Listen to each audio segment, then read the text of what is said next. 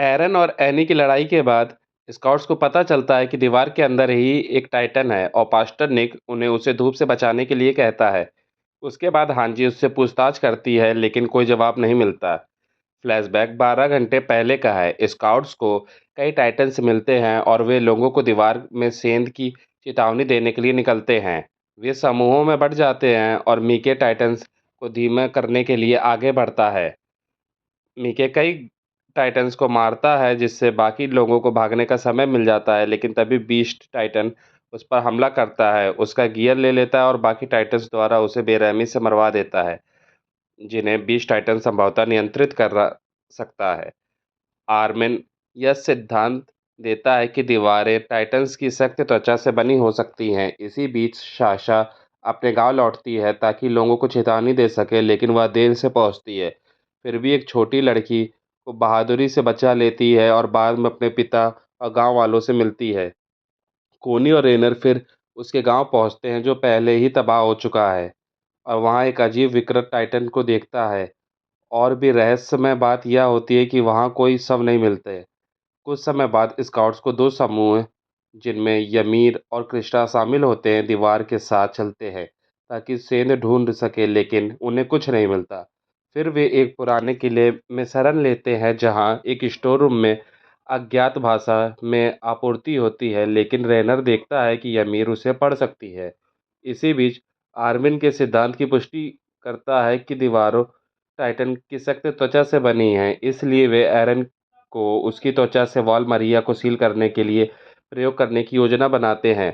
Pastor निक अंततः बोलने का फैसला करता है, लेकिन वह केवल इतना बताता है कि चर्च को जिसे निगरानी में रखना था, वह स्काउट क्रिस्टा है। उसी समय किले में मौजूद समूह पर रात में टाइटन हमला कर देते हैं। यह आश्चर्य की बात है क्योंकि यह रात का समय है।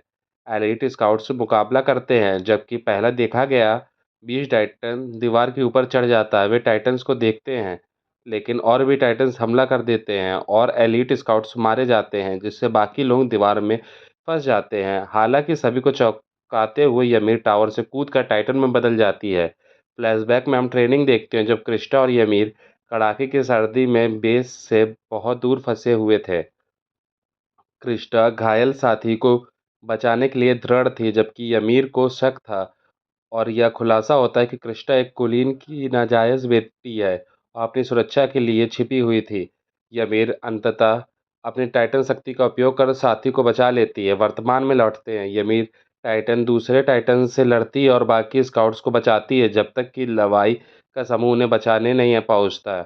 यमीर बेहोश हो जाती है और क्रिस्टा बताती है उसका असली नाम है स्टोरिया।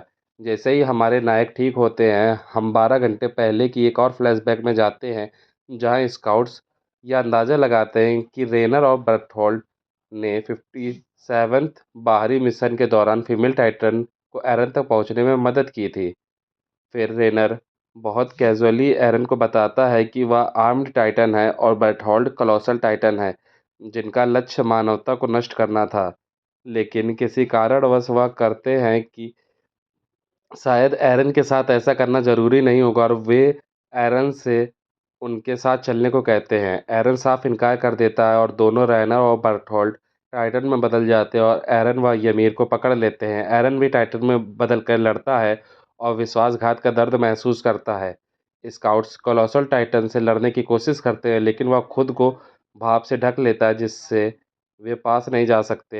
रेनर के साथ लड़ाई में एरन को शुरुआत में हार मिलती है, लेकिन वह कुछ ग्रैपलिंग मूव्स से बढ़त हासिल करता है। लेकिन जैसे ही वह जीत के करीब पहुंचता है, कोलोसल टाइटन उन पर गिर जाता है, जिससे रेनर और बर्टोल्ड एरन को ले जाने में सफल हो जाते हैं। कमांडर एरविन की अगुवाई में बैकअप आता है और वे एक विशाल जंगल की ओर बढ़ते हैं जहां उन्हें लगता है कि एरन को ले जाया गया है।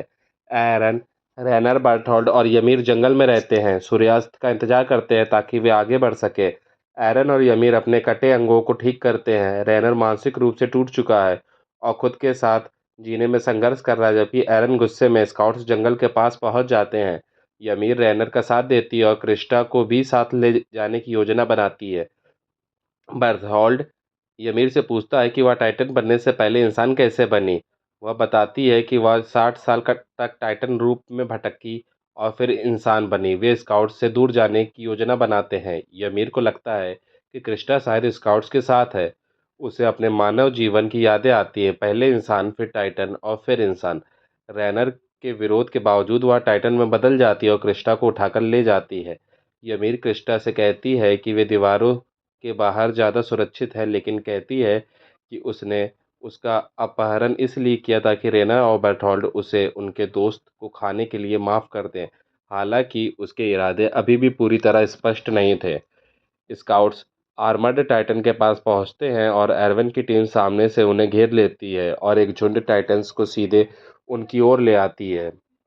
स्काउट्स हमला करते हैं और कई की मौत के बाद और एरविन का हाथ कटने के बावजूद वे एरन को बचाने में सफल हो जाते हैं। रैनर छोटे टाइटन्स को स्काउट्स पर फेंकता है, जिससे मिकासा और एरन गिर जाते हैं और धुएं के बीच उन्हें वही टाइटन दिखता है जिसने एरन की मां को खाया था।